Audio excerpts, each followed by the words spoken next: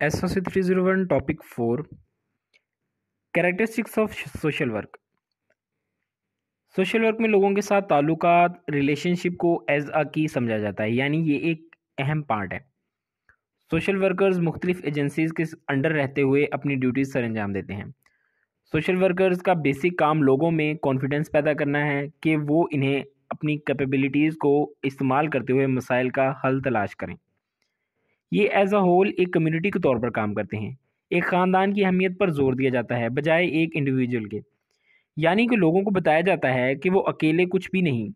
अगर वो माहौल के साथ मिलकर चलेंगे और अपने ताल्लुकात अच्छे रखेंगे तो उनके मसाइल ज़्यादा आसानी से हल हो जाएंगे। सोशल वर्क में सुपरवाइजरी प्रोसेस भी होता है।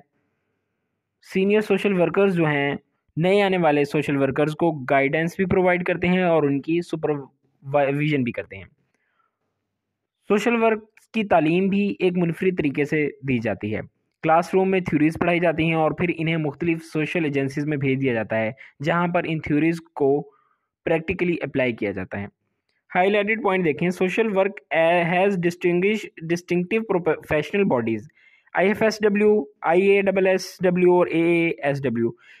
ये वो एजेंसीज़ हैं, वो इदारे हैं जिनको हम आगे जाकर डिटेल से पढ़ेंगे। इनकी फुल फॉर्म भी और ये सारा कुछ जो है ना, इनके बारे में इंशाल्लाह ताला हम नेक्स्ट टॉपिक्स में डिटेल से डिस्कस करेंगे। सोशल वर्क में लोगों को समझने और इनकी पर्सनैलिटीज़ को स्टडी करने पर भी जोर दिया जाता है। उसके अलावा मेन स्ट्रेस जो है ना, वो किस पे दी जाती है? इंडिविजुअल पे और उनके आपस में रिलेशंस पे। ये था आपका टॉपिक 4 SOC 301 का। मिलते हैं नेक्स्ट टॉपिक में। टिल देन टेक केयर, अल्लाह हाफिज़।